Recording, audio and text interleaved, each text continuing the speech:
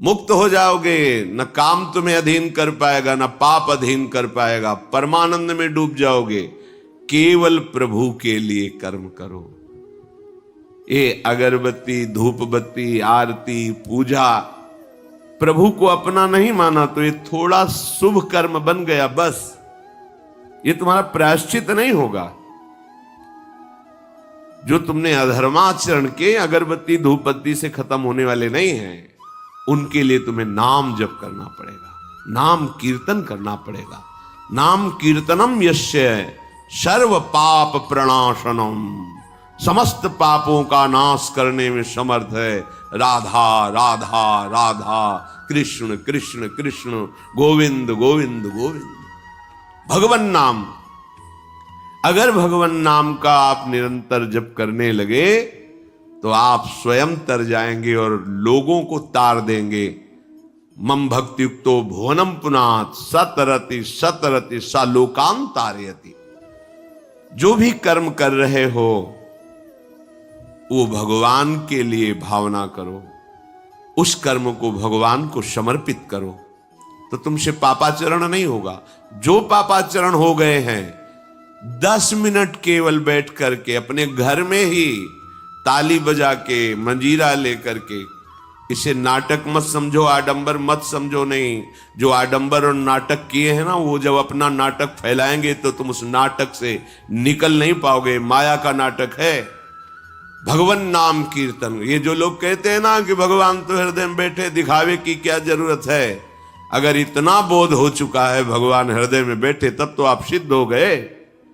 केवल वाणी से बोल रहे हो, मन मानी आचरण कर रहे हो, दुर्गति को प्राप्त हो रहे हो, तो है ना सबके हृदय अछत विकारी, पर सकल जीव जग दीन दुखारी।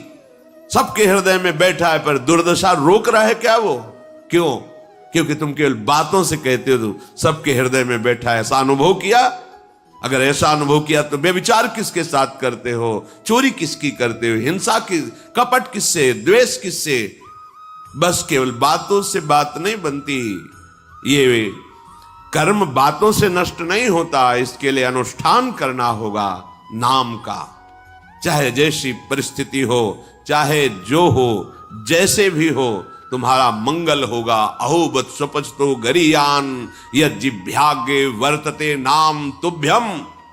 वो नीच आचरण करने वाला, अभक्ष पदार्थ खाने वाला भी यदि भगवान नाम उच्चारण करता है तो परम पावन हो जाता। अहो, आश्चर्य की बात! बड़े बड़े प्रायश्चित जिसे पावन नहीं कर सकते, भगवान नाम उसे पावन कर देता है।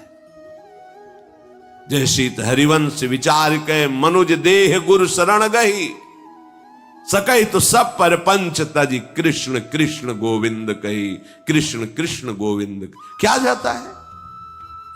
हम तो ये नहीं कह रहे कि तुम नहा के जपो, तुम ऐसा को, जैसे हो, जहां हो, गोविंद गोविंद, राधा राधा राधा वल्लभ श्री हरिवंश, तुम पावन हो जाओगे प्यारे। तुम्हारी दुर्गति, तुम्हारी विपत्ति, तुम्हारी उन्नति में जो बाधक कर्म है उनको नष्ट करो। किसी से भीख मांगने की जरूरत नहीं, कृपा की। अगर नाम जप नहीं तो कहीं भी भाग के चले जाओ, देख लो तुम्हें क्या मिलता है। नाम जप करो, तुम स्वयं देने वाले बन जाओगे। मांगना मिट जाएगा जन्म जन्म का। विश्वास करो, जैसे भी हो। नहीं छोड़ पा रहे गंदी बातें, शुरू करो। नाम को तो अंदर लाओ, वो तुम्हें इतनी सामर्थ्य देगा, सब छूट जाएगा, सब छूट जाएगा। विश्वास करो। आज तक जितने बड़े बड़े ऊंचाई के पद पर पहुंचे हुए महात्मा हैं, सबके मूल में नाम पाया गया। निरंतर नाम जप, निरंतर अभ्यास करने से होता है। विश्वास करो, इसके बराबर न तीर्थ याटन है, न कोई अन्य साधन है। नाम कलयुग केवल नाम आधारा, सुमिर सुमिर नर उतर ही पारा। जिसने नाम का आश्रय ले लिया महासुखी हो गया। पर जब तक तुम्हारे पाप कर्म भस्म नहीं होते, तब तक तुम्हें आनंद नहीं मिलेगा। इसलिए विश्वास करके दीर्घ काल तक सम्मान पूर्वक, आदर पूर्वक हृदय में नाम जप करो। जब पाप वासनाएं नष्ट हो जाएंगी, पाप प्रवृत्ति नष्ट हो जाएगी, तब आनंद की धारा, तुम्हें कोई भी विपत्ति, कोई भी संकट परास्त नहीं कर पाएगा। प्रश्न होता है कि हम बहुत प्रयास करते हैं पर सफलता नहीं मिलती। प्रयास को कहते हैं पुरुषार्थ, और सफलता नहीं मिली उसको कहते हैं प्रारब्ध। कभी कभी प्रारब्ध बहुत जोर का होता है जो बड़े बड़े ऋषि मुनियों के ऊपर भी हावी हो जाता है, पर पुरुषार्थ व्यर्थ नहीं जाता। यदि वो सत है तो तुम्हारा पुरुषार्थ भी तो असत है। अगर राधा राधा बीच में बोलते रहो और प्रभु की भावना कर लो कि 8 घंटे से जो काम कर रहा हूं वो समय और वो कार्य दोनों प्रभु को समर्पित करते हैं, अब ये सत्य पुरुषार्थ हो गया। अब प्रारब्ध को बदलने की सामर्थ्य आ गई तुम्हारे पुरुषार्थ में। खिलवाड़ नहीं है। जो तुम एक भी कर्म करते हो वो कर्म सुरक्षित है, वो तुम्हें दंड दे के रहेगा या तुम्हें सुखी करके रहेगा। असत है, पाप है तो दंड देगा, सत है, सुकृत है तो सुखी करेगा। विश्वास मानिए, ये सत्य वार्ता है, ये कोई चाटुकारिता की बात नहीं है। सत्य में सत्य रहता है, चाहे जो युग हो, चाहे जो समय हो, सत्य अपना प्रभाव दिखा के रहता है। इसलिए भगवान का आदेश है, तुम्हारा जीवन भगवत प्राप्ति के लिए, आनंद में डूबने के लिए, मस्त होने के लिए मिला है। ये मस्ती नशा में नहीं है, ये मस्ती दूसरों के शरीर का मांस खाने में नहीं है, ये मस्ती दूसरों की हिंसा व्यभिचार इसमें नहीं है। मस्ती है स्वात्मानंद की। जब कोई चाह नहीं, कोई परवाह नहीं, मृत्यु भी एक खिलौना लगने लगे, उसे मस्ती कहते हैं। वो मस्ती आती है भगवान नाम जप से। शुद्ध ज्ञान का प्रकाश हुआ, मरने का भय खत्म हो गया, क्योंकि शरीर राग नष्ट हो गया। इसलिए सावधान होकर जो जहां जैसी भी परिस्थिति में हो, भगवान नाम सदैव अपने पास रखो। राधा राधा, कृष्ण कृष्ण, गोविंद गोविंद। देख लेना, निहाल हो जाओगे, निहाल हो जाओगे, मस्त हो जाओगे। हमारी बात मान लो, हमारी प्रार्थना मान लो। कुछ इसमें नहीं लगता है, इसमें न पैसा देने की बात कर रहे, ना कोई संयम नियम की बात कर रहे। जैसे बने, मन नहीं लगता, मत लगने दो, ये बड़ा दुष्ट है। ये लगता है हमें दुर्गति कराने के लिए। अगर इसकी हां में हां मिलाओगे तो ऐसे निंदनीय कर्म कराता है, घृणा होती है अपने मन से। देखो ना, झांक के देखो ना मन को, कभी ये तृप्त नहीं हुआ। वही गंदी बात, वही गंदा चिंतन, वही गंदे आचरण की प्रेरणा। इस दुष्ट को मित्र मानते हो, ऐसे मन को? जो हमारा खास दुश्मन है वो मन है। वासनाओं में फंसा हुआ, वासनाओं की प्रेरणा करने वाला दुश्मन मन है। इस मन को डंडे से मारो। डंडा है हरिनाम। जितना जपोगे मन उतना ही सावधान रहेगा। कृष्ण कृष्ण, गोविंद गोविंद गोविंद, निरंतर रटन करो। राधा राधा राधा। क्या जाता है?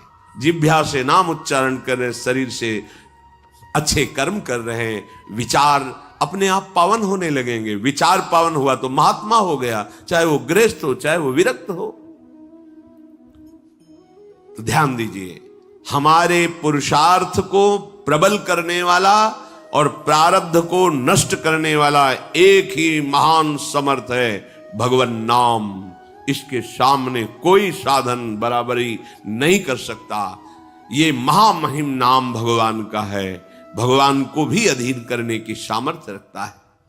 ये जो निकृष्ट भाव बैठा हुआ है, बेटी हुई उदास हो गए, लड़का हुआ थाली बजाओ, घंटा बजाओ, जिससे बहुत बड़ा, बिल्कुल ठीक नहीं है।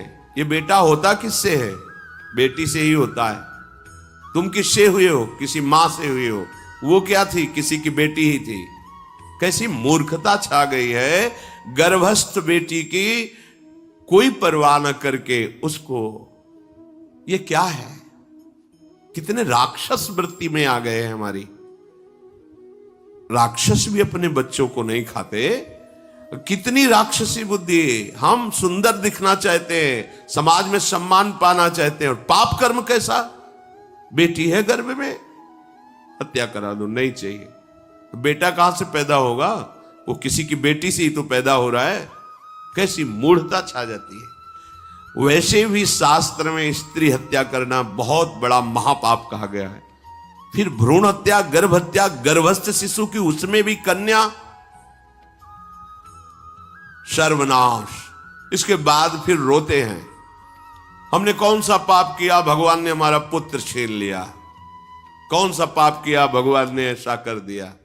अरे अपने डायरी में तो लिखा करो कि तुमने कौन से पाप किए हैं। फिर जब परिणाम आवे तो सोचोगे तो लगेगा बहुत हल्के में निपाट रहे हैं भगवान, हमें तो बहुत कष्ट मिलना चाहिए।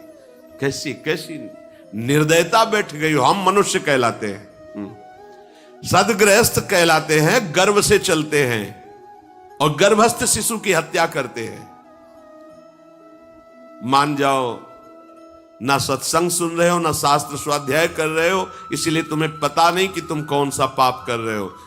ऐसे ये पाप, कुछ पाप ऐसे हैं जिनको वज्र की लीक कहा गया। वज्र की लीक में मिटाल नहीं सकते, तुम्हें भोगना पड़ेगा।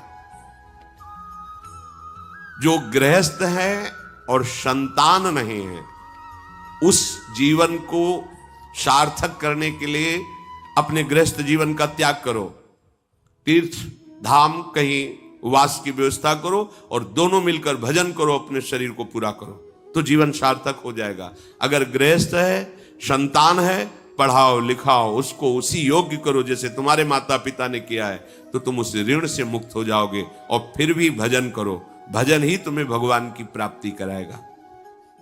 दूसरा, जो अपने धर्म से भ्रष्ट हो चुका है उसका जीवन व्यर्थ है।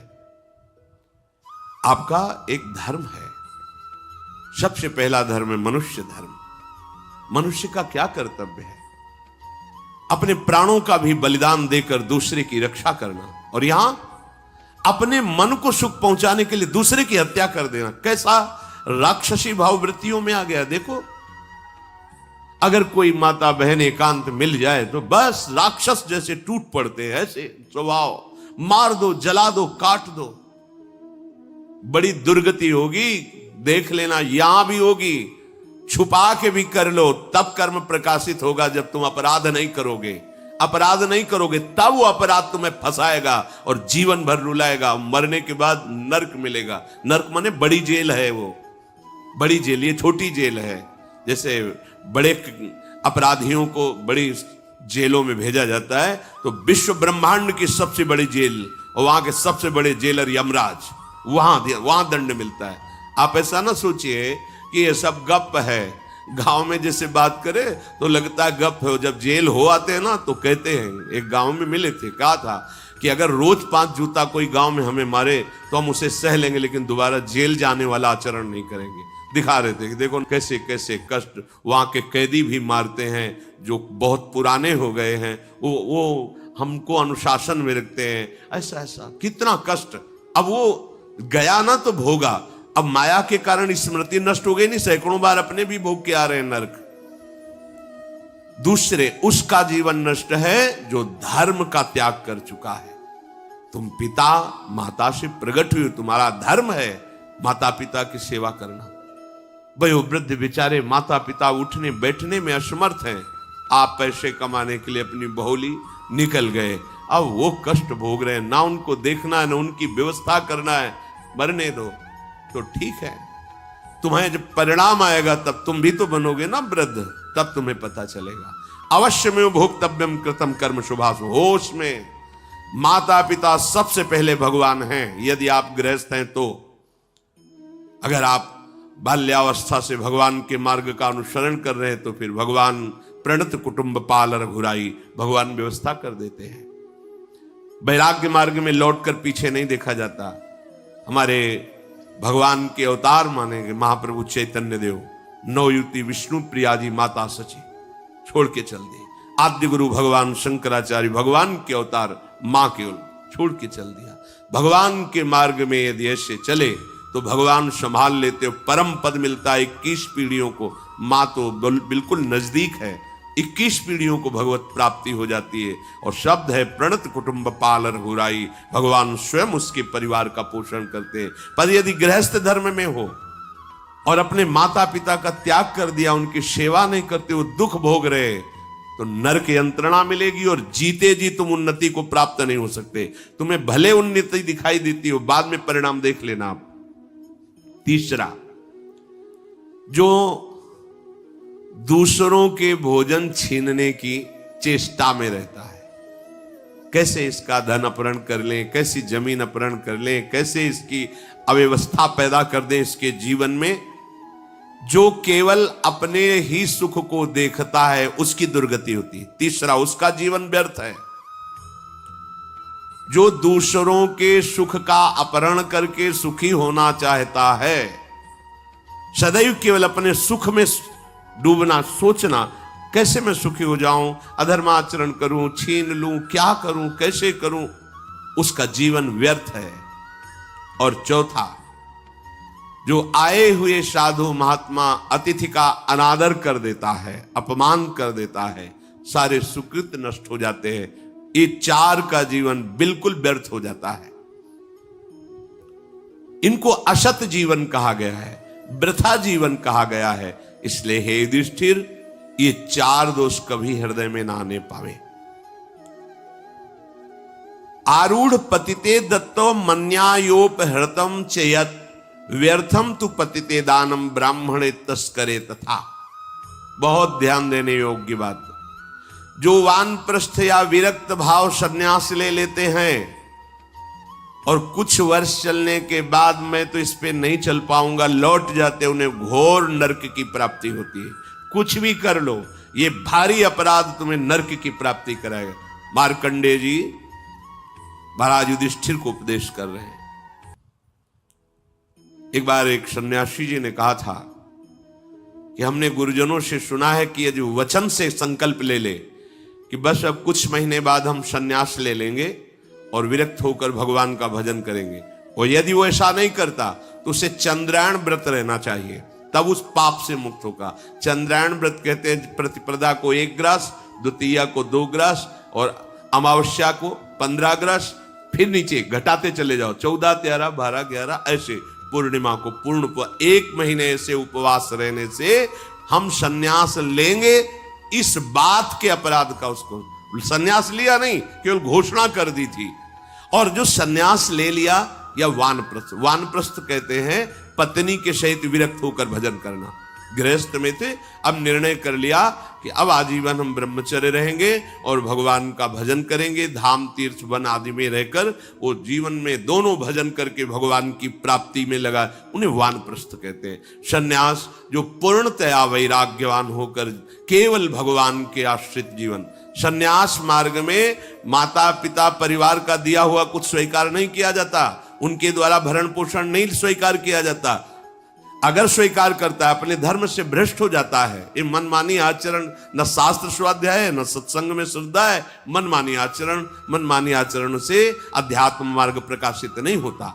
जिसने सन्यास ले लिया और वो फिर गृहस्थ में लौट जाता है कि अब हमसे तो होने वाला नहीं, तो उसे आरूढ़ पतित कहते हैं। आरूढ़ पतिते दत्तो मन्यानयोपहृतम चेयत, उसको दुर्गति प्राप्त होती है। इसलिए होश में, ये मार्ग ऐसा नहीं अब हमारा मन नहीं लगता, अरे अहो भाग्य है कि तुम्हारे भाग्य से विषय भोग मिटा दिया भगवान ने, तुम्हें परमार्थ का मार्ग दे दिया। जिसको छोड़ना कठिन है भगवान ने उसे काट दिया, चलो मेरे मार्ग में चलो। हम मनमानी आचरण नहीं, बिल्कुल नहीं। यहां शास्त्र आदेश करता है, ऐसे नहीं होना चाहिए कि 4 दिन हुए कपड़ा उतार दिया, कपड़े बदल लिए, 5वें दिन फिर उसी पोशाक में। तो जानते हो इससे क्या होगा? जीवन भर कुछ कर लो, दुर्गति प्राप्त होगी। तस्मात् शास्त्रम प्रमाणम ते कार्य, ये कानून है। कानून में फंस गए तो सजा निश्चित होगी। ये भागवतिक कानून, जैसे एक राजकीय कानून है, तो ये भागवतिक त्रिभुवन का कानून है। त्रिभुवन में कहीं यही कानून काम करेगा। अलग अलग देश का कानून है, लेकिन ये त्रिभुवन का कानून है, विश्व का कानून है, ये भगवदीय कानून है। अगर इसमें फंस गए तो निकलना मुश्किल हो जाएगा। बहुत शास्त्र के अनुसार चलो। तो जो वानप्रस्थ या सन्यास लेकर के पुनः गृहस्थ धर्म से युक्त हो जाता है, उसकी दुर्गति निश्चित हो जाती है। आप तुम वो कर ही नहीं पाओगे। जैसे कहते हैं अब मंत्र ले लिया, आप क्या जाने की जरूरत है? मंत्र प्रकाशित ही नहीं होगा, जप ही नहीं पाओगे। लिख के देख लो, ये शब्द लिख लो, मंत्र नहीं प्रकाशित होगा, जप ही नहीं पाओगे। खिलवाड़ है परमार्थ चलना। एक एक अक्षर में अगर त्रुटि हो जाती है तो छाती जलेगी। कैसे गलती कैसे होगी? एक अक्षर भी। अगर शास्त्र सम्मत इष्ट प्रेरित है, हृदय शीतल रहेगा, परमार्थ प्रकाशित रहेगा, ये मार्ग है। अब कौन शास्त्र स्वाध्याय करता है? कहां में सत्य चर्चा सुनने को मिलती है? भगवत कृपा है जो सुनने को मिल रही, इसको हृदय में धारण करो। जो जीवन हमें भगवान ने दिया है ये निंदनीय जीवन नहीं है, ये रोने वाला जीवन नहीं कि हाय हमें दूल्हा नहीं मिला, दुल्हन नहीं मिली, हाँ संसार के भोग नहीं मिले, परिवार बड़ी कृपा हुई, जिस दलदल से हम नहीं निकल सकते थे, नहीं निकल पाए अनंत जन्मों से, आज हमारी लाडली ने फूल जैसा मुझे अलग कर दिया। गृह कारज नाना जंजाला, ते अति दुर्गम शैल विशाला, ये शर्म आवत अति कठिनाई, राम कृपा बिनु आए न जाई। भगवान ने तुम पर कृपा की, तुम्हें नाचना चाहिए कि रोना चाहिए? विषयों को देख देख कर जलते हो, भोगने की लालसा रखते हो, कैसा जीवन, व्यर्थ जीवन। बिल्कुल नहीं, सावधान, तुम्हारा जीवन भगवान के लिए, तुम्हारे भाग्य में श्री जी लिख दी गई है। आह, हमें नाचना चाहिए। हमारे भाग्य को बदलकर प्रभु ने अपना चरणारविंद, अपना धाम, अपना नाम, अपनी सेवा दे दी। धिक्कार है अगर ऐसे होने पर भी ललचाए और उस मार्ग की तरफ जाए जहां से श्री जी ने निकाल लिया है। तो जो वानप्रस्थ या संन्यास धर्म स्वीकार करके पुनः गृहस्थ धर्म का आश्रय ले लेता है, उसकी नारकी गति होती, दुर्गति होती है। और जो पापाचरण करके, अन्याय से, अधर्म से छीन झपट करके धन, और सोचता है उसमें कुछ दान कर देंगे। जैसे किसी ने प्रश्न किया था ब्लैक और व्हाइट, कि अब हम तो ब्लैक और व्हाइट का मतलब काला और सफेद समझते हैं, तो काला धन का मतलब होता होगा अधर्माचरण या जो राजकीय विभाग से पास ना हो, उसे ही काला धन कहते होंगे। तो काला धन काला ही रहता है, कोई व्हाइट नहीं कर सकता उसे। जमा कर लो, एक समय आएगा कि ट्रक में लद के सब चला जाएगा, तुम भी लद के चले जाओगे। अगर वो समय ना आया तो यमराज के दूत तुम्हें ले जाएंगे, सब यही पड़ा रहेगा। होश में चलो। दान किसे कहते हैं? खूब मेहनत करो, धर्म से कमाओ, फिर उससे एक रोटी की व्यवस्था किसी की भी कर दो, उसे सतदान कहते हैं। लाखों बेईमानी से कमाए, अधर्म आचरण से दूसरों को चूस चूस के ऐसा दुख दे कर फिर सोचा कि लाख में 10,000 दे देते हैं, व्हाइट हो जाएगा। व्हाइट नहीं हो जाएगा, ये और तुम्हारे ऊपर आक्रमण कराएगा, क्योंकि जिनको दे रहे हो उनकी भी बुद्धि तो भ्रष्ट होगी। तो तुम्हारा धर्म बनाना, हाँ व्हाइट नहीं होगा, फाइट होगी, मार पिटाई शुरू करवाएगा। वो ऐसे आचरण करवाएगा, जहां जाएगा वहां खोपड़ी फोड़ेगा। उसका परिणाम जब आपके आएगा तो आपकी खोपड़ी फूटेगी। व्हाइट तो तब हो सकता है जब व्हाइट चलो। व्हाइट का तात्पर्य होता प्रकाश, श्वेत, ये लक्षण सतोगुण का। सात्विक भाव से चलो, मेहनत की कमाई से, पसीना चुआ के खूब मेहनत किया और फिर किसी को दिया, तुम्हारा परिवार उन्नतिशील रहेगा, तुम्हें लोक परलोक में सुख प्राप्त होगा। अन्याय से कमाए हुए धन का दान पतित कर देता है, पतित कर देता है। अब इसमें एक उपाय है, मुझे पता नहीं था, प्रमादवश मेरे से गलती हो गई, कभी जीवन में गलती नहीं करूंगा, अब सुधार के लिए करो, हो जाएगा। मुझे पता नहीं था, मैंने कभी सुना ही नहीं था, बस यही था कि धन प्राप्त करूं, धन प्राप्त करूं, और गलती हो गई। अब मुझे पता चला कि मैंने गलत किया है, तो आप अब लो नशानी, अब ना नशे करो, गौ सेवा, संत सेवा, ठाकुर सेवा, गलती आगे से नहीं करूंगा। ये एक सूत्र बहुत बड़े, आवलो नशानी अबना नशे, ये सबको पावन कर देता है, सब कुछ पावन कर देता है। पर ये ऐसा नहीं कि हम 100 कमा रहे हैं बेईमानी से तो 10 देते रहेंगे तो 90 व्हाइट होते रहेंगे, ऐसा कदापि कहीं नहीं लिखा। ये शास्त्र है, तस्मात् शास्त्रम प्रमाणन्ते। कई बार लोग प्रश्न करते हैं इस विषय का, ध्यान से सुन लो। अन्याय से कमाया हुआ धन अगर उससे हम दान भी करते हैं तो वो पतित ही करेगा, गिराएगा ही, किसी काम का नहीं है। आगे वर्णन कर रहे हैं कि धर्म से कमाया हुआ दान अगर ऐसे को दोगे तो वो भी व्यर्थ हो जाएगा। कैसा? मिथ्यावादी, पापाचरण करने वाला, झूठ बोलता है, पापाचरण करता है, और आप उसे दान कर रहे हैं, बाद में वो पाप करेगा। तो उसका फल आपको मिलेगा। उसके पाप के बढ़ावे में आप साझेदार हुए। आपका जो दान था उसके पाप में बढ़ावा देगा, आपको उसको साझेदारी का फल भोगना पड़ेगा। कृतज्ञ, जो दूसरे के किए हुए को उपकार को नहीं मानता, अभिमानी और मदिरा पान करने वाला, अब आपसे पैसा लिया, शराब पिया, गंदे आचरण किए, आप उसके हिस्सेदारी बने। ऐसा थोड़ी दान की कोई मांग रहा है दे दो। बहुत पात्र और अपात्रता का निर्णय करके दिया जाता है। ऐसे नहीं कि मांग रहा है तो देना ही पड़ेगा, नहीं। हमें अधिकार समझ में आवे कि हमारे द्वारा दिए हुए धन का सदुपयोग हो रहा है, वहां पात्र देख करके धन आदि का दान किया जाता है। जो पतित हो चुका है, जो अधर्म व्यवसायी है, जो तमोगुण से आवृत रहते हैं और अंदर क्रोध भरा रहता है, अहंकार पूर्वक दान करते, मेरा सम्मान हो, ऐसे का दान ही नहीं स्वीकार करना चाहिए। ऐसे का दिया हुआ दान व्यर्थ हो जाता है, उसे निश्चित अन्य योनियों में जाके कष्ट भोगना पड़ता है। तामसी अहंकारी दान करने वाला परिणाम में दुख ही भोगता है। मैंने दिया, ये मैंने बनवाया, ये मैंने किया, ये तमोगुण का लक्षण अहंकार है। श्रेष्ठ मंत्रवेत्ता, सतमार्ग में चलने वालों को दैन्य होकर छुपा कर दान देना, ये उत्तम लोगों की प्राप्ति कराने वाला है। देखना है, धर्म से चलता है। हम जो धन देंगे उसका धर्म में प्रयोग होगा। मंत्रवेत्ता है, निरंतर मंत्र का अनुष्ठान करता रहता, पावर है। अगर हमारा धन ऐसी जगह गया तो हमारे पापों का नाश करके उत्तम लोगों की प्राप्ति कराएगा।